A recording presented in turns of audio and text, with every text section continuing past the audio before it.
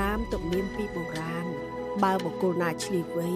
អាចចាប់ពិរុទ្ធរបស់ជនជាធំបានដោយសមហេតុផលតាមគន្លងច្បាប់ត្រូវតាំងអ្នកនោះឲ្យឡើងធ្វើជាធំវិញ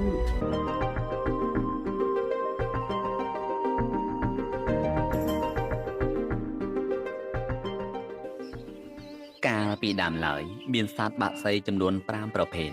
ដែលជាប្រមុខនៃបក្សីទាំងឡាយនៅលើលោកមានដូចជាហង្សគ្រុឌសេះក្អែកនិងសត្វមៀមដោយមិនមានសត្វណាស្ដាប់បង្គាប់សត្វណាមួយឡើយ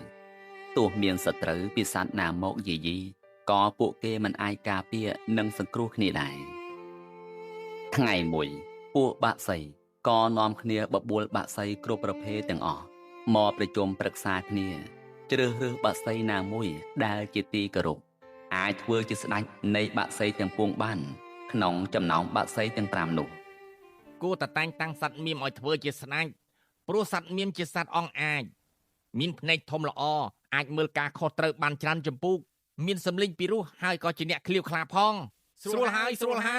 ល្អណាស់ដោយក្អែកចិត្តលោភលន់ចង់ឡើងសោយរាជខ្លួនឯងក៏ពុលជំទាស់ថា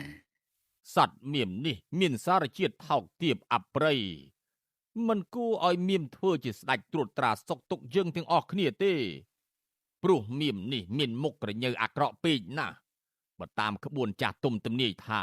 មុខមិនទទួលភ្ញៀវមិនទាន់ខឹងផងមុខដូចជាខឹងទៅហើយបើយ៉ាងនេះតើបក្សីឯណាទៅប្រស័យការងារបានមែនហើយឲ្យមៀមធ្វើជាស្ដេចមិនកើតទេព្រោះភ្នែកអាក្រក់ណាស់តាមទំនៀមពីបុរាណបើបុគ្គលណាឆ្លៀសវៃអាចចាប់ពិរុទ្ធរបស់ជនជាធំបានដោយសមហេតុផលតាមគន្លងច្បាប់ត្រូវតាំងអ្នកនោះឲ្យឡើងធ្វើជាធំវិញហេតុនេះហើយយើងត្រូវតាំងក្អែកឲ្យធ្វើជាស្ដេចព្រោះជាសត្វឃ្លាវខ្លាហើយវាងវៃល្មមជាប្រមុខរបស់ពួកយើងបានពាក្យរបស់ថ្មនេះត្រឹមត្រូវណាស់យើងគួរតែងតាំងឲ្យក្អែកធ្វើជាស្ដេចចុះមៀមមានចិត្តគុំគួនសត្វក្អែកដែលពលជំទាស់ពេកភាពខ្លួនក៏លើកឡើងថាពាក្យដែលថ្មនិយាយនោះត្រូវតាមក្បួនបុរាណហើយប៉ុន្តែក្អែកនេះមិនគួរសមតាមច្បាប់នោះទេព្រោះមានអតីតនិទានដំណាលថាក្អែកនេះអាក្រក់ថោកទាបបំផុតជាសត្វមានទោសកំហុសក្បត់ផែនដីពាក្យរបស់មៀមនេះត្រូវណាស់ព្រោះអ្នកមានទោសកំហុសបុរាណមិនដែលឲ្យធ្វើជាធំទេក្អែកបានស្ដាប់ឮពាក្យនេះក៏ខឹងច្រឡោតមហេមាទើបស្រែកឡើងទាំងកំហឹងថាមនាលក្អែកគ្នាយើងទាំងឡាយ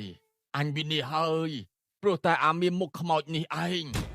មនាលមៀមគ្នាយើងទាំងឡាយអញវិនិច្ឆ័យហើយព្រោះតែអាក្អែកមានទោសអូក្រិតគេដុតទាំងរស់នេះឯង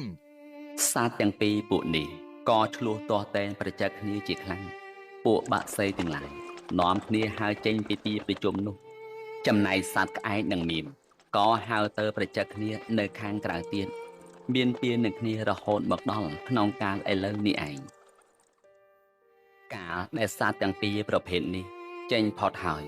បក្សីទាំងឡាយក៏បើកប្រជុំគ្នាម្ដងទៀតពេលនោះមានបក្សីចាស់មួយនិយាយសូមឲ្យយកសត្វគ្រុឌធ្វើជាស្ដេចវិញព្រោះគ្រុឌជាសត្វមានកម្លាំងខ្លាំងជាងសត្វនានាតែក្រោយមកទៀត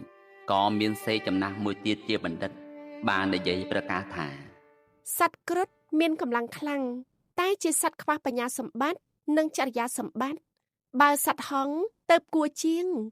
ព្រោះជាសត្វបរិបូរណ៍ដោយរូបសម្បត្តិបញ្ញាសម្បត្តិនិងចរិយាសម្បត្តិជាអ្នកមានសមត្ថភាពគ្រប់គ្រាន់ល្មមធ្វើជាស្ដេចបានពួកបក្សីទាំងអស់មានគ្រុឌជាដើមបានទទួលព្រមតាមមតិរបស់សេះទើបសន្មតតែងតាំងសត្វហង្សធ្វើជាស្ដេចបក្សីតាំងពីកាលនោះមក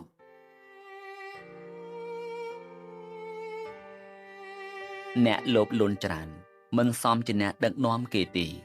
ព្រោះគិតតែពីប្រយោជន៍ខ្លួនភ្លេចប្រយោជន៍សាធារណៈអ្នកមានចិត្តគុំគួនច្រើនក៏មិនសមជាអ្នកដឹកនាំគេដែរព្រោះចិត្តក្តៅក្រហាយច្រើនធ្វើឲ្យអ្នកក្រោមបង្គាប់គ្មានសេចក្តីសុខអ្នកមានសិលធម៌ល្អប្រកបដោយបញ្ញាស្មារតីនិងការលះបង់ខ្ពស់ទើបស័ក្តិសមជាអ្នកដឹកនាំជាទីគោរពនៃអ្នករស់នៅក្រោមបង្គាប់